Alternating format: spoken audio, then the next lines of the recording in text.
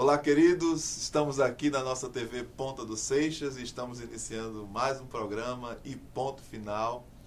E estamos aqui recebendo hoje, com muito prazer, a psicóloga clínica Fernanda Nascimento, que está aqui conosco para trazer exatamente a visão, a cosmovisão cristã concernente à psicologia. Como nós poderemos entender, como unir a ciência da psicologia, podemos dizer assim, com a cosmovisão cristã, diante de tantos preconceitos, diante de tantas ignorâncias, diante de tantas opiniões. Nós trouxemos hoje aqui a psicóloga clínica Fernanda Nascimento, exatamente para nos ajudar a compreendermos este campo tão importante que é o campo da ciência psicológica, do trato dela conosco, da ambiência da igreja.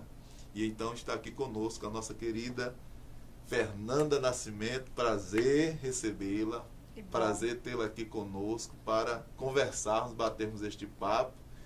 E queremos que você aí se apresente para os nossos queridos telespectadores. E em seguida vamos aqui continuar com o nosso papo, algumas perguntas para que você possa nos ajudar a compreender. Sim. Boa tarde, né? Para quem estiver de tarde, bom dia para quem estiver aí vendo a gente durante o dia. O meu nome é Fernanda Nascimento. Eu sou psicóloga clínica, como o Fábio falou, né? Venho atuando aí na clínica psicanalítica, minha área em psicanálise, né? E vai ser um prazer estar aqui com vocês, é um prazer estar com o Fábio aqui nessa tarde, nesse programa maravilhoso, né? Para tirar as dúvidas que você, porventura, venha a ter, esclarecer as pessoas acerca da psicologia, né? Na cosmovisão cristã. Maravilha. E vamos começar logo aqui para, digamos assim, exordiarmos esta conversa. Eu pergunto para você, Fernanda, como conceituar a questão da psicologia? Porque existem vários tipos de conceitos, há conceitos que são técnicos, há conceitos que são, digamos assim, do cotidiano. Às vezes nós falamos algo que às vezes não tem nada a ver com aquela compreensão, mas aí, logicamente, você, no campo deste estudo, no campo com experiência na ciência da psicologia, como você conceitua psicologia, como vem a ser, o que significa a psicologia nesta dimensão, desta cosmovisão? Explica aí pra gente. Então, a psicologia ela é uma ciência, né? É uma ciência aí que abrange todos os aspectos do comportamento humano, né? Sejam eles conscientes ou inconscientes. Conscientes no que se diz respeito à razão e inconscientes, que são aqueles comportamentos que a gente não compreende, né? Por que a gente reproduz, mas mesmo assim a gente reproduz, mesmo assim a gente se comporta de tal forma, né? Então, inicialmente é preciso dizer que a psicologia ela é uma ciência, né? Ela vai estudar o psique do ser humano. E ela também se divide em algumas abordagens, como o behaviorismo, que é a análise do comportamento, né? Que vai analisar aí o comportamento do indivíduo, né? Nós temos a psicanálise, que é um estudo do inconsciente, né? Uma ciência investigativa do inconsciente. Nós temos também a Gestalt, né? Que é a questão da percepção humana. Então, nós temos várias abordagens dentro da psicologia. Então, a psicologia não é única, não é uma só. Existe uma amplitude, né? São as psicologias, né? Inicialmente, quando a gente começa a estudar a psicologia, a gente pensa que vai estudar uma coisa só, mas aí, durante o curso, durante a graduação, a gente vai percebendo e vendo que são as psicologias. E ali dentro, a gente vai escolher a nossa linha de trabalho, né? A abordagem que a gente se identifica nesse conceito de mundo, Onde né? melhor pode ser atuado. Isso, né? mesmo, conforme a visão de mundo de cada pessoa. E a psicologia também, ela transita em várias áreas, né? Como a área organizacional. Hoje a gente tem a psicologia do trânsito, tem a área clínica, que é a minha área, a área que eu atuo, né? A gente tem várias áreas de atuação. Hoje o psicólogo ele está inserido em todos os âmbitos, né? Na educação, né? Tanto que já existe até um projeto de lei, né? Que ele requer isso, que tenha um psicólogo em cada escola, né? Devido à importância, né? Do psicólogo no âmbito educacional também. Então, a psicologia hoje, ela cabe em todos os lugares, né? Ela deve estar presente em todos os lugares, né? E a gente vai falar justamente sobre isso, sobre a importância dela também no contexto cristão. Muito bem. E aí é bem interessante observar que, como você disse, que a psicologia ela está dentro, ela comporta-se, cabe em vários lugares. Tem aí a questão da teologia, da psicologia, aliás, do coach, né? Isso. Que tem sido assim, muito propagada, existe muito, um mercado bem abrangente, e ela tem uma conexão com essa questão do coaching. Mas você fala disso depois. Eu queria perguntar para você o seguinte, é a diferença que existe que, embora nós, digamos assim, leigos no assunto a respeito da psicologia, falamos, mas não compreendemos tanto. E tem pessoas que nem compreendem, mas sabem que existe a psicologia, a psiquiatria, a psicanálise. Então, qual a diferença dessas três? Existe uma certa conexão das três? Ou elas são extremamente separadas? Como você divide e como você explica essa questão da psicologia, psiquiatria e psicanálise? Qual a diferença dessas três? Então, o psicólogo é aquele que estuda, que faz ali, realiza a graduação durante 5 anos na universidade, né? E aí, quando ele sair de lá, ele vai sair com o diploma de graduação, de bacharel, né, em psicologia. E a partir daí, ele vai se especializar para trabalhar, né, na área que ele tiver ali o desejo de trabalhar. O psiquiatra é aquele que estuda medicina. Então, o sujeito ele vai estudar medicina, né, durante ali os 5, 6 anos da graduação, e ele vai se especializar em psiquiatria, né? Então, ele vai fazer ali mais uma especialização, cerca de 2 anos ele estuda mais, para se especializar em saúde mental. E é o único profissional que ele tem embasamento para passar medicação, né, para os transtornos psicológicos. Prescrever, né? Ele é o único que pode prescrever. O psicólogo não prescreve medicação para transtornos mentais, né? O psiquiatra é o único profissional que tem ali a autorização para prescrever medicação. E o psicanalista, a psicanálise, quem estuda a psicanálise ela tem uma abordagem voltada para fazer a psicoterapia, né? Então, o profissional que estuda psicanálise, ele é um psicoterapeuta, né? E a psicanálise ali, você vê que durante a história, ela é inicial, ela nasce, né? E dá ali abertura a todas as outras psicologias que vieram após ela, né? Ali desde de Freud, né? E ali a retomada de Lacan, né? Eles antecedem a psicologia, né? A partir da psicanálise nasce todas as outras possibilidades. São profissões que estão integradas, né? Porque todas visam a questão da saúde mental, mas a questão da formação é completamente diferente. É diferente em que aspectos, assim, mais ou menos, da questão, supomos. A psicanálise, ela é, digamos, ela tem a formação, assim como a psicologia, a graduação dela é reconhecida, ou ela é um campo mais, digamos assim, digamos que é mais estudado no empirismo, na experiência autônoma da questão da psicologia? Como funciona?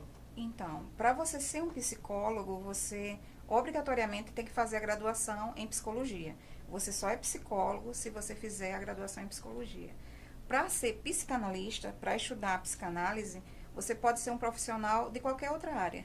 Você Certo. pode ter realizado, um exemplo, a sua graduação em educação física, né? Mas se a partir daí você escolhe, né, se especializar em psicanálise e estudar psicanálise, né, com o tempo, a partir do momento que você se autoriza psicanalista, você pode ser um psicanalista, né? A única regra que se tem para estudar psicanálise, né, é essa, é que você já tenha, no mínimo, uma graduação em qualquer área. Para né? completar com ela naquele campo, mas você tem que ter uma graduação para poder... Você não precisa estudar 5 anos para ser um psicanalista, basicamente, com a psicologia. A psicologia você não precisa. Você não precisa ser um psicólogo para estudar psicanálise. Certo. Você pode ser um pastor que estuda psicanálise. Sim. Você pode ser um dentista que de repente resolveu fazer psicanálise e se tornar psicanalista. O importante é que se tenha qualquer graduação, qualquer uma graduação. E aí, para se tornar psicanalista, aí já é uma outra questão, né? Você precisa ali estar centrada no tripé, que a gente fala, o tripé metodológico, que você está fazendo análise pessoal, você está analisando, né, que é atendendo pessoas, e você está em contato com a teoria. Esse é o único tripé, né, que te autoriza ali a você ser psicanalista. Então, você, estando aí nesse método, você já pode se autorizar psicanalista. A questão da psicologia e da psicanálise. Na psicologia, você me corrija se a pergunta estiver com sentido. A psicologia, ela estuda, digamos assim, os fenômenos, os efeitos, as causas, né? Os efeitos, aliás, da enfermidade mental, dos problemas emocionais. E a psicanálise, ela vai em busca da raiz, da resposta, lá no profundo, mais ou menos assim, que podemos distinguir uma da outra, ou seja, a psicologia vai estudar os efeitos, aquilo que trouxe males, aquilo que trouxe depressão, tal coisa do tipo. Mas a psicanálise, ela vai trabalhar o quê? A parte mais profunda, ela vai procurar saber o porquê daquilo, como funciona esta parte. Então, a psicologia, ela vai trabalhar com a área da razão, né? É aquilo que, através do método científico, a gente vai poder mensurar, né? Analisar para entender a causa, né? E os motivos da pessoa estar em sofrimento ou não, né? Sim. A gente fala muito assim, na pessoa procurar um psicólogo, um psicanalista, quando já está em sofrimento. Mas a gente tem que pensar muito na questão da prevenção, né? É a prevenção ali a chave de tudo. Se o sujeito ele chega adoecido na clínica, é muito mais complicado tratá-lo do que ele chegar como prevenção, né? Mais demorado, né? Exatamente, é muito mais demorado, né? Envolve muitas questões. Então, se as pessoas puderem pensar na psicologia e na psicanálise como forma de prevenção, seria excelente, né? Então, a gente pode falar que a psicologia, ela trabalha dessa forma, né? Através de métodos científicos, mensuráveis, né? Ali para auxiliar a pessoa no seu sofrimento, nos seus sintomas. E a psicanálise, ela não quer saber da razão, né? Ela não quer saber do que você tem a dizer, né? Você tem ali o seu discurso, você vai dizer, olha, eu adoeci por isso, por aquilo, mas não é isso que importa. O que importa para a psicanálise é a voz do inconsciente, né? Ele é um estudo detalhado, né, investigativo do inconsciente, né? Então, é aquilo que você diz por trás das tuas palavras, né? Você fala com as suas palavras, mas você sente de outra forma, né? Você age de uma forma, mas você sente de outra. Então, é nesse material que está inconsciente, que está ali na raiz, como você falou, né? A causa do problema, que a psicanálise, ela se interessa. Vai muito em busca dos vínculos, né? Isso. Chamados vínculos primários. Isso, o ser humano é uma constituição, né? Então, nós somos ali os restos da nossa infância, né? Desde ali de bebê, o ser humano ele vai sendo constituído, né? Até chegar à fase adulta, que de adulta para a psicanálise não tem nada, né?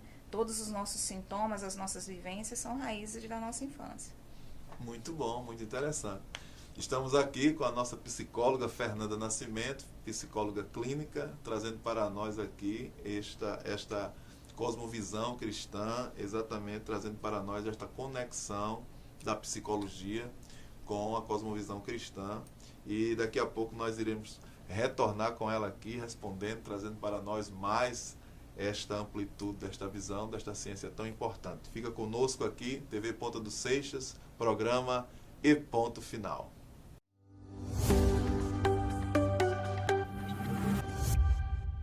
Estamos de volta aqui na nossa TV Ponta dos Seixas, nosso programa E Ponto Final, recebendo aqui a psicóloga clínica Fernanda Nascimento, trazendo para nós a cosmovisão cristã concernente à psicologia, a conexão que existe, como, na verdade, a psicologia pode ser um instrumento de Deus para abençoar vidas. E o nosso papo aqui está muito bom, você está acompanhando e certamente está gostando, e vamos continuar aqui.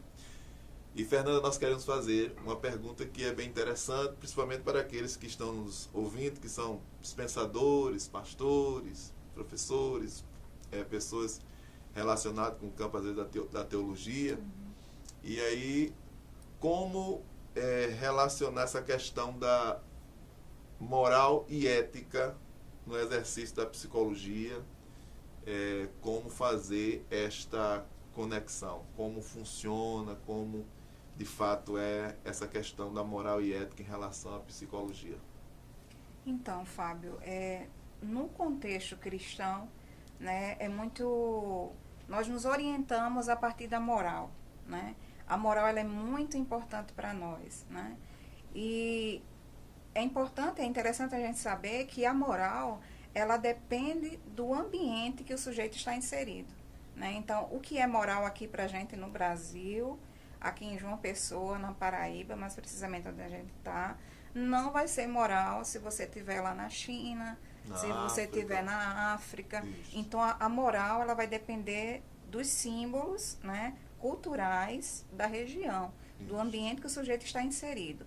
E a ética, não. A ética, ela julga a moral, né? Ela julga as ações do ser humano, né?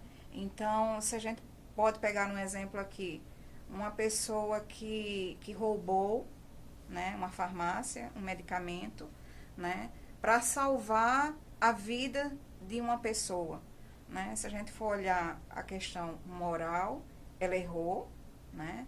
Ela assaltou, ela roubou a medicação, mas foi para salvar uma outra vida. Então, a ética, ela vem de encontro a esse comportamento para julgá-lo, se a pessoa realmente agiu de forma certa ou se agiu de forma errada, né?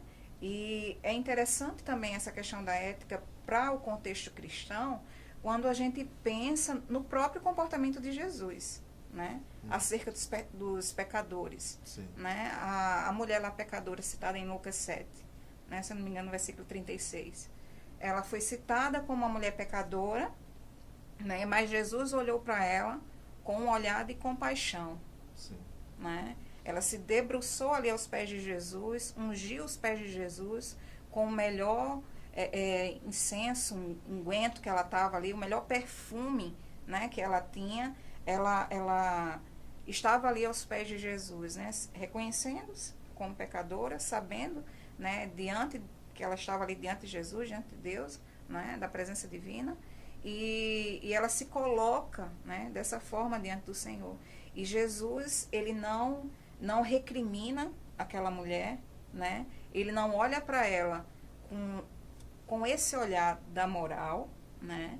Apesar de que a gente sabe, né, que no nosso meio cristão a gente tem os preceitos cristãos, né? A gente segue, né, toda uma questão bíblica, né? A questão dos mandamentos, a gente segue tudo isso, a gente sabe que tudo isso é muito válido, né? Mas Jesus, ele também tem esse olhar de ética para essa mulher, né? Jesus, ele olha muito além da moral, né? Ele consegue enxergar muito além da moral, visando essa questão ética também, de que ela poderia estar ali, sim, né? Ela poderia estar ali e poderia, sim, se colocar aos pés dele, né? E fazer tudo aquilo que ela estava fazendo para ele, né? Então, quando a gente olha também o comportamento da mulher que foi pega em adultério também, né? A lei pedia que ela fosse apedrejada, não estava errado, né? O certo era realmente que ela fosse apedrejada se fosse pega em adultério, né? Qualquer mulher que fosse pega em adultério, qualquer pessoa. Mas Jesus olhou para ela com esse olhar de ética. A viu como uma ser humano, que ela era, como uma pessoa que estava ali, né, completamente vulnerável à situação que ela vivia, né? E Jesus faz uma pergunta que é uma pergunta de psicólogo. O valor que ele deu ao humano, né? Isso mesmo. Ele faz uma pergunta que é a pergunta de um psicólogo, de um psicanalista, né? Diante daquelas pessoas. Quem não tiver pecado, que atire a primeira pedra. Então, ninguém, né, que ouviu ali aquela pergunta, ousou jogar ali a pedra naquela mulher, né? Então, Jesus, mais uma vez, age com ética, né? Vendo o ser humano, reconhecendo o ser humano quem ele é, né? Deus nos fez, Ele sabe, Ele conhece muito mais a nossa essência do que nós mesmos, né? Nós não sabemos do que somos capazes, É verdade. né? Mas Deus, Ele sabe, Deus, Ele vai além, né? Então é importante hoje que a gente olhe para as pessoas com esse olhar da ética, né? Principalmente ali no egresso da pessoa, né? No contexto cristão, na igreja, né? A gente precisa ter esse olhar, né? Esse olhar mais voltado para o ser humano, porque é a partir disso daí, né, que ele vai se sentir acolhido, né? Vai se sentir amparado, né? E não julgado, né? Sentimento de amor, né? Isso mesmo. Como John Stott fala no livro Ouça o Espírito, Ouça o Mundo, tem uma parte bem interessante que ele fala que a igreja deve oferecer para as pessoas 3 coisas importantes, né? Que é a transcendência, a comunhão e a significância. Isso. Neste caso aí que você está falando, essa parte de Jesus olhar com ética, ele deu significância, mesmo diante da depravação humana, mesmo Isso. diante da calamidade da natureza humana, mas ele deu a significância pelo fato de que aquela pessoa é a imagem E semelhança. e semelhança de Deus, né? Isso É bem mesmo. interessante isso aí. Uhum. E, Fernando, diga-me uma coisa, a questão da parte, digamos, da abordagem do psicólogo com as pessoas, né? Porque se tem um entendimento, lógico, entendimento de pessoas que não têm o conhecimento a respeito e tal, que é só quem pode procurar o psicólogo, assim como também com o psiquiatra, né? Uhum. São pessoas que realmente não têm juízo, falta de juízo, têm grandes problemas e tal. E você havia falado no bloco anterior que o bom seria mesmo que as pessoas procurassem, não quando estivesse com um problema, e sim procurasse como uma precaução, uma cautela para exatamente evitar o problema. Fala um pouco sobre isso para nós, o conselho que você dá para as pessoas que... Porque muita gente tem esse preconceito. Isso. E às vezes está com algum problema, não quer reconhecer, né? Uhum. E aí, o que você diz para essas pessoas que elas devem ir, como elas devem ir, de que forma? Hoje existem várias formas, inclusive, de você ter acesso a um psicólogo, né? Isso. Existem as redes sociais, existe a questão do online e tudo mais. Fala um pouco para nós sobre isso. Então, Fábio, realmente assim, a gente percebe, né, e no senso comum, que as pessoas, elas têm realmente esse preconceito em relação à procura do profissional em saúde mental, porque elas acham que se eu procurar o psicólogo, eu vou ser vista como uma louca, como Sim. sendo um louco, né? Isso. Como sendo uma pessoa que não está bem da cabeça. A gente escuta muito isso, né? Realmente é nesse Atarentado âmbito. do juízo, como se Isso, diz, né? não está bem, a pessoa não está, né? E a gente sabe que, na realidade, o psicólogo, ele é para todas as pessoas. Inclusive, nós, psicólogos, também fazemos análise, né? Também vamos ao psicólogo, porque tanto escutar os problemas dos outros, a gente precisa também ali se esvaziar. Uma mentoria. E isso, a gente precisa, né, se cuidar também. Então, esse cuidado é para todos, né? Independente se você está passando por algum sintoma de transtorno mental, ou se você está passando por uma situação de divórcio, ou você está passando por uma situação de luto, né? As pessoas geralmente procuram nesses momentos, mas... Enfermidades, né? Exato. Mas o interessante é que você procure realmente fazer esse acompanhamento como forma de prevenção, né? Elaborar ali as suas questões, aqueles mal entendidos, né, que nós temos, todos nós temos, né? Trabalhar isso para que a gente não adoeça, né? É importante isso daí realmente, a gente buscar esse atendimento como forma de prevenção para evitar aí sintomas piores, né? E eu diria também que as pessoas que já têm caso na família, né, como pessoas com transtorno de ansiedade, de pânico, de depressão, essas pessoas que já têm algum familiar, né, que tem esses casos na família, você obrigatoriamente, tá? Precisa procurar realmente um atendimento psicológico como forma de prevenção, né? Porque existe aí, no caso, uma questão genética, como é que é? Existe uma porcentagem genética, né? Na questão da depressão, já existem estudos já voltados para isso, né? Realmente é necessário esse olhar diferenciado aí, se você já tem pessoas na sua família, né? Não quer dizer que você tem, você vai desenvolver, não é Sim. isso que eu estou querendo dizer. Mas se já tem esse Mas precedente... há uma possibilidade. Então aí você já precisa se olhar, né, de forma mais cuidadosa, diríamos assim, né? Procurar já esse atendimento para evitar aí futuros, né, percalços, problemas relacionados a isso. Ô Fernanda, diga-me uma coisa, eu acredito que o nosso telespectador também tem interesse em saber sobre isso, a respeito da questão da ansiedade, depressão, síndrome do pânico. É uma sistemática, ou seja, quem tem ansiedade, se não cuidar, poderá ter uma depressão, ou a depressão vem antes. E a síndrome do pânico vem depois da depressão. É uma questão da sistemática, tipo assim, isto aqui pode sim levar a isto, ou não. Quem tem ansiedade, tem só ansiedade, não pode culminar em uma depressão. E se for assim, como evitar, ou tentar evitar, pelo menos fazer com que não seja uma depressão tão forte? É possível evitar que a depressão não seja aquela depressão profunda? Existem métodos para isso? Existem cautelas a serem tomadas? Ou não, se a pessoa tiver mesmo que ter a depressão, ela vai vir forte mesmo? E como você pode explicar isso para nós? Então, não é uma sistemática. Não é uma sistemática. Não é. Inicialmente, dá-se ali o transtorno da ansiedade, né? Da ansiedade. Tudo inicia pela ansiedade, né? A pessoa fica o quê? Nervosa? Então, a ansiedade é aqueles sintomas de sudorese, né? É aquela dor de cabeça que não passa, é aquela insônia, né? Que de repente você perde o sono ali durante a noite e eleva seus pensamentos aos problemas, a inúmeras coisas e não consegue dormir, né? Ataque cardíaco, o coração acelerado, né? Aquela sensação de aceleramento, né? De sensação de morte, de que vai morrer, né? Todos os sistemas ali do seu organismo, né? Do seu corpo, eles estão em alerta, né? Como se você estivesse em perigo, né? Numa situação de perigo, quando na realidade não está, né? Mas tudo isso acontece no universo da nossa mente e o nosso corpo reage dessa forma, né? Então tudo começa pela ansiedade.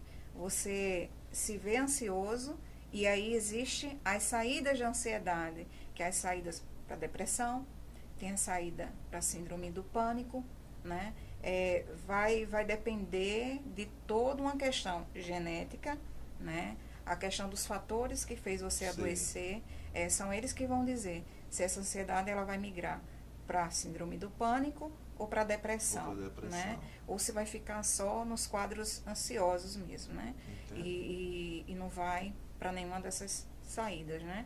Então, na questão da prevenção, né? Para isso não se tornar um quadro crônico, né? Grave, eu diria que é a prevenção, Fábio, né? É você pensar em prevenção. Aí se dá com o quê? Terapia, no caso? Terapia, psicoterapia, saúde mental, né? É você pensar nisso daí, de que o mesmo cuidado que você precisa ter com o seu corpo, né? Na questão de prevenir, que é se alimentar bem, praticar atividade física, tudo isso. A mesma questão que você faz para não adoecer fisicamente, você precisa também pensar na psicoterapia como um aliado aí, né? Para a sua saúde mental. Né? Muito interessante. Por isso que a gente luta muito nessa questão de saúde mental para todos, né? Antigamente as pessoas falavam muito que a psicologia, principalmente a psicanálise, ela foi desenvolvida para pessoas que tenham mais posses, né? Sim. Pessoas ricas. Só que hoje a gente trabalha num contexto totalmente diferente, né? Todas as pessoas elas podem ter acesso ao serviço de saúde mental, né? É só realmente assim pensar com carinho, né? Às vezes a gente valoriza mais as questões do corpo, as questões, né, estéticas. Exato. E todas, visível, palpável. Exatamente.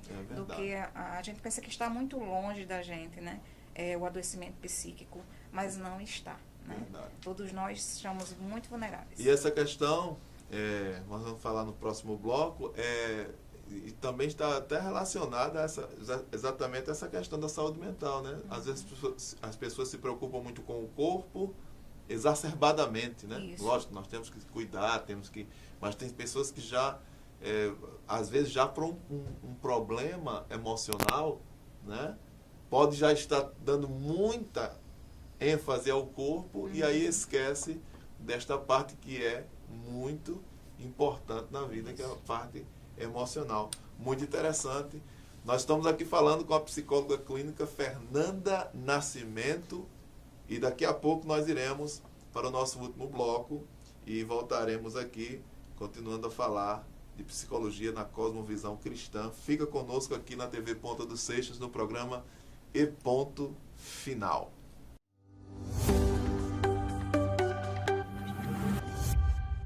Estamos de volta aqui na nossa TV Ponta dos Seixas, no nosso programa E Ponto Final, conversando hoje com a nossa querida psicóloga Fernanda Nascimento, psicóloga clínica, nos dando aqui um conteúdo muito abençoado, muito enriquecedor na cosmovisão cristã concernente à psicologia, tirando aqui quebrando muitos paradigmas assim, de interpretações, trazendo para nós com clareza como é importante a psicologia, né, neste contexto à luz das Escrituras. Fernanda, temos mais algumas perguntas para te fazer que é muito importante. É exatamente sobre essa questão, digamos assim, de preconceito, o mal entendido que existe do entendimento cristão em relação à psicologia. Há um mal entendido. Por exemplo, há pastores que existem vários livros, inclusive o MacArthur, ele escreveu um livro totalmente contrário de uma certa forma assim, eu diria totalmente contrário à psicologia, mas aí ele se refere à psicologia no sentido de assumir o púlpito da igreja, alguma coisa desse tipo e tal, e com isso às vezes alguém que leu, não somente ele, mas muitos outros já falaram e tal, e aí as pessoas que lêem por ser alguém influente, as pessoas têm aquele parâmetro sem analisar, sem se aprofundar na questão. E aí é importante nós observarmos na cosmovisão cristã de uma forma assim, digamos, salutar, no equilíbrio, né? Porque já dizia Lutero, é uma frase atribuída a Lutero, que diz que Lutero, certa feita, disse que o diabo mora nos extremos. Isso. Não é isso? E nós sabemos que todos os extremos não são sadios. São perigosos. São perigosos. Então, assim, como você pode trazer para nós, digamos que, um equilíbrio em relação a esse mal entendimento que existe do cristão na esfera, em relação à psicologia? Então, Fábio, o primeiro mal entendido é essa questão de que psicólogo só é para louco, né? E um segundo mal entendido que eu poderia citar aqui é a questão da fé frágil, né? Então, a pessoa que adoece hoje, psicologicamente, né, emocionalmente, ela é uma pessoa que, no contexto cristão, ela é vista como uma pessoa que não tem uma fé que seja suficiente. Então, por isso que ela adoeceu, né? Você vê que isso é natural, isso é muito comum acontecer, tanto quando você adoece fisicamente, como psicologicamente, né? Ah, mas cadê a sua fé? É uma influência neopentecostal, né? Isso, quando a gente sabe muito bem que a questão da nossa fé, ela não influencia em nada nessa questão, porque na realidade o que vai realmente demarcar essa questão da cura, do não adoecer ou do adoecer, é uma questão divina. Não a gente não precisa ter fé, né? Ou muita ou pequena, para que seja curado, né? Uma determinação divina, né? Para as nossas vidas. Então, o primeiro mal entendido é isso, é você achar que se você adoeceu psicologicamente, é porque você não tem fé o suficiente para não adoecer ou para não ser curado. Tem pessoas que atribuem até a uma questão demoníaca, questões espirituais. Exatamente. Um outro exemplo que eu traria também é esse, né? Essa confusão entre problema psicológico e possessão demoníaca, né? A gente precisa entender o que é possessão demoníaca e o que é um transtorno psicológico, né? Às vezes a pessoa está passando por um transtorno ali e a gente está confundindo isso com uma possessão maligna, né? Então é interessante. Tem até uma entrevista de Augusto Nicodemos e ele fala sobre isso, né? Que ele visitou um rapaz, que ele foi chamado pela mãe desse rapaz, e quando chegou lá na casa, né, ele fez uma entrevista, né? Inicialmente ali com a mãe, e aí depois ele se propôs a esse encontro com esse jovem, né? E ele não era psicólogo, ele não é psicanalista, ele não é psicólogo, mas ele já teve essa visão apurada. Algum conhecimento ele deve ter nessa questão aí, né? E ele pegou e se voltou para essa mulher. Inclusive, o jovem tomava, né, medicamentos assim, de vez em quando, né, e parava, porque tinha muito essa questão da fé também envolvida nisso daí, né? Não, até quando vai ficar tomando a medicação? Você não tem fé, né? Uma fé irracional. Exatamente. Né? E ali o pastor Augusto Nicodemos teve, né? Não, isso não é demônio, né? Leva seu filho a um psiquiatra, né? Faz um acompanhamento psicológico com ele, ele precisa de medicação, né? Então, é uma das atribuições também que a gente vai falar, né? Da psicologia no contexto cristão, é isso, né? É trazer esse olhar aí mais apurado para essas questões, né? Para a gente não juntar tudo isso o numa equilíbrio sacola. é fundamental. Exatamente, e achar que é tudo a mesma coisa, porque não é. Então, se você tiver esse direcionamento, você vai contribuir muito, né, para a vida do membro, da pessoa que está ali, né, no contexto cristão. Você vai ter essa contribuição aí a mais para a vida das pessoas, né? Por isso que eu falo, então, que a psicologia é muito importante no contexto cristão, por causa desse olhar mais apurado, né, para o sofrimento, para os fenômenos, né, da mente humana.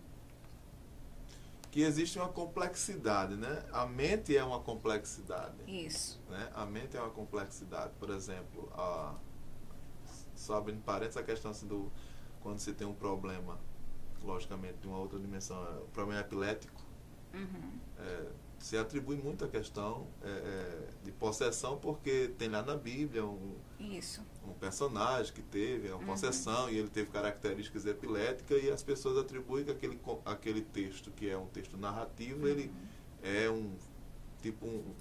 uma doutrina, que isso pode ocorrer e o que ocorre com todas as pessoas, que na verdade não é uma questão totalmente diferenciada. Mas assim, a questão da abordagem, por exemplo, neopentecostal, né? Eu diria o pentecostal clássico, porque o pentecostal clássico ele é mais equilibrado, ele é equilibrado, não existe aquelas coisas, aquelas dimensões, digamos, de mistérios, e aqui eu não estou falando nada da questão do contexto de dons e tal, nada disso, estou falando da questão de movimentos. Já nas igrejas neopentecostais, que são aquelas igrejas que promovem exatamente isso, que Jesus cura tudo, que o crente não pode ficar doente, que o cristão, a pessoa que realmente tem fé, não pode ficar doente, porque morre com muita idade.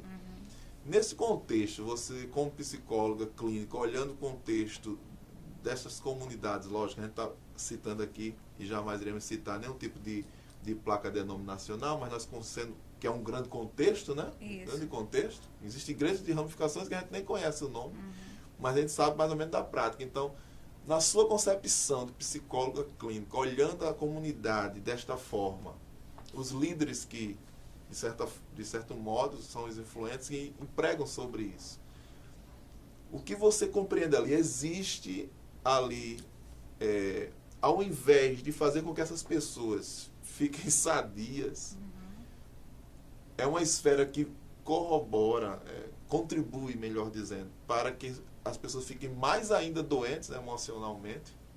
Sem dúvidas, sem dúvidas. Por isso que eu falo que o conhecimento é tão importante, né, o conhecimento do ser humano é tão importante para esse nosso âmbito. Porque geralmente quando as pessoas chegam à igreja, elas chegam adoecidas, né? Elas chegam geralmente por algum problema que aconteceu ali na vida delas, né? Alguma situação muito difícil, e elas se chegam a Deus através daquele problema. E ao chegar na igreja, ela precisa de um acolhimento, né? Ela precisa de um olhar mais amplo para a necessidade dela, né? A gente tem a mania de espiritualizar muito as coisas, né? Sim. A gente espiritualiza tudo, e às vezes a questão ela não é espiritual, né? Às vezes é uma questão física, às vezes é uma questão emocional, e a gente mistura tudo e acha que é através só do âmbito espiritual ela vai resolver todas as questões dela, né? E não é assim. Aí começa, né, a questão da fé, né? A questão, mas é só se você quiser, não basta você ter fé. E aí o tempo vai passando e ela vai percebendo que não basta só ter fé, né? E começa a se questionar acerca dela mesma, onde é que ela vem errando, né? Será que ela não está servindo a Deus da forma correta? O que que ela precisa fazer mais? O que que ela precisa abrir mão na vida dela para que ela alcance, né? Ela vai se, de uma certa forma, se culpando, né? Isso, adoecendo mais ainda, porque não consegue resposta, né? Uma resposta assim condizente com a sua situação, né? Tudo é uma questão espiritual, tudo é uma questão de fé. Quando na realidade o que ela precisa é resolver a questão com o marido dela, né? É resolver a questão com o filho, é resolver uma questão dela com o passado, né? Esse olhar aí, né, mais apurado para o sofrimento da pessoa, com certeza vai evitar com que ela adoeça mais ainda, vai evitar com que ela procure outros caminhos, né? Até outros caminhos que sejam mais prejudiciais para a vida dela, né? Ah, porque se eu não resolvi minha vida aqui, então o que é que eu devo procurar agora, né? Então, se você tiver um conhecimento, né, para você conseguir dar esse direcionamento para a pessoa de forma mais correta, sem dúvida nenhuma você vai contribuir para que aquele sofrimento seja amenizado, né? Às vezes a pessoa, olha, teu caso não é a questão espiritual, não, procura um médico. Isso. Você precisa de remédio, né? Vai lá, faz o tratamento certinho, né?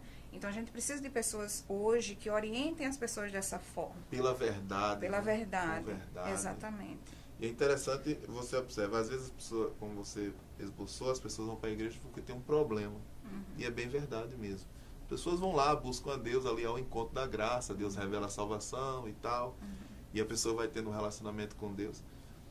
Tem pessoas que procuram a igreja e que ela já, antes de chegar na igreja, já procurou várias portas. Isso. E já se decepcionou com várias portas. Isso. Aí ela chega na igreja, ou na comunidade, nós estamos falando agora, e lá a pessoa relaciona exatamente essa questão da fé, excluindo essa parte de que o ser humano é um ser emocional, um ser social. Isso. E então essa pessoa, como você disse, ela vai buscando, não vai encontrando. Então realmente eu não tenho fé, minha fé é fraca, Deus não está comigo. Só que essa pessoa já bateu em todas as portas e ela não teve solução. Então ela pensou que aqui teria. E tem. Mas se fosse instruído pelo conhecimento da verdade, e tá, até pela humildade do líder. Então essa pessoa, ela tende agora a procurar uma solução. E aí ela pode se deparar com suicídio. Isso. Não é isso? Isso mesmo. E aí para nós, assim, só frisarmos essa parte. O suicídio, né? Ele é uma questão muito, digamos assim, discutida em todas as ambiências, tanto psicológica como teológica. Mas aí a questão do suicídio, que leva a pessoa a chegar a cometer o suicídio, porque as pessoas julgam muito, se suicidou porque é fraco, se suicidou porque também não tinha fé, se suicidou porque não conhecia Deus. E nós sabemos, pelo menos da minha forma leiga de entender, que não é bem por aí, da sua forma, logicamente, dentro do contexto do conhecimento acadêmico, não é bem por aí. Como você poderia descrever um pouco sobre isso e quais os conselhos que você pode dar para essas pessoas que estão nos ouvindo, que porventura estão até mesmo com esse pensamento de suicídio? Tem jovens novas, lindas, rapazes bonitos, pessoas que têm uma vida financeiramente muito boa, família correta, mas tem esta pretensão, esta luta dentro dela de cometer um suicídio. Como isso ocorre? Então, Fábio, é preciso a gente pensar aqui, inicialmente, que a pessoa que pensa em suicídio, a pessoa que tem a ideação suicida, é a pessoa que está em sofrimento, né? Então, a pessoa ela não está bem emocionalmente, ela não responde mais, né, por suas ações. A pessoa que chega a idealizar o suicídio, ela está em sofrimento, num alto grau de sofrimento. Ela não está bem, né? Então, a gente precisa olhar, primeiramente, ter esse olhar voltado para a pessoa que está pensando em suicídio dessa forma, tá? É uma questão também que a gente vê que, inclusive, traz ainda mais sofrimento para a pessoa que está nessa situação, é quando você diz assim, mas você não tem motivo para pensar em suicídio, né? Porque a sua família é uma família estruturada, você é bem financeiramente, você é uma pessoa que tem uma família linda, né? Os seus filhos maravilhosos, todos te dão orgulho, então você não tem motivo para pensar em suicídio. A questão do suicídio, ela não está nesse campo. Ela não está no campo da razão, né? A pessoa não pensa em se suicidar porque ela quebrou financeiramente, ou porque ela se separou, né? Ou porque ela enfrentou aí a morte de um ente querido. Não. A pessoa que está pensando em suicídio é uma pessoa que está num grau muito alto de sofrimento e nada ali se responde pela razão. Se você tenta trazer a razão para ela, aumenta mais ainda a questão do sofrimento, porque ela vai dizer, poxa, por que é que eu estou assim? Né? Eu não tenho motivo para estar assim. Então, se eu estou assim, então minha vida, né, acabou. Não há sentido. Né? Não há sentido, então, porque se tudo está bem e eu estou assim, então o errado sou eu que estou com um problema, e isso vai reforçar mais ainda a ideia de suicídio para ela. Tá? Então, não se tenta explicar o suicídio. Né? A gente se autoriza muito a falar daquilo que a gente não está sentindo, né? E a minimizar a dor do outro, né? Como que o outro ele não tem motivo para estar da forma que ele está. Então, esse tipo de julgamento, tentar trazer um julgamento para a razão, é extremamente perigoso, né? Para a pessoa que está pensando em suicídio. Eu diria que o ponto-chave aqui é a prevenção, né? E eu falo da psicoterapia porque, através da psicoterapia, o trabalho que a gente realiza 100%, assim, ele é maravilhoso nessa questão de cuidado, né, para prevenção ao suicídio, para prevenção à depressão, né? A pessoa que pensa em suicídio, não necessariamente ela está passando por algum transtorno mental, né? De repente foi alguma situação que ela se viu ali sem saída, né? Foi o resultado de um exame que ela recebeu, né? Um câncer, alguma coisa que abalou ela, e no momento ali ela não encontrou saída, né? Outra saída para resolver o problema dela, né? A mente ficou ali rígida, né? Fixa no problema, não ampliou para as outras possibilidades de tratamento, do que quer que seja, né? E essa condição mental que traz a pessoa para pensar, né, numa questão dessa como suicídio. Então, a gente precisa pensar no suicídio como um assunto de saúde pública, né? A gente sabe que os índices aí são alarmantes, né? Que as pessoas precisam atentar para essa necessidade mesmo de cuidar da sua saúde mental, né? Para que de repente você não se encontre, né? Ou tenha alguém na família numa situação como essa. Muito interessante. Eu sei que é um assunto que é bem abrangente. Sim. Né? E permita a Deus que você retorne aqui ao nosso programa para tratarmos mais sobre isso, que eu considero assim de muita relevância, porque é um instrumento que é capaz de alcançar muitas vidas, né? O instrumento da psicologia, da psicanálise. E eu acredito que, por ser um instrumento bom, e tudo que é bom vem de Deus, né? Então, nós assim estamos muito satisfeitos com esta entrevista. Queremos agradecer a você, Fernanda, por ter trazido para nós esse conteúdo tão bom.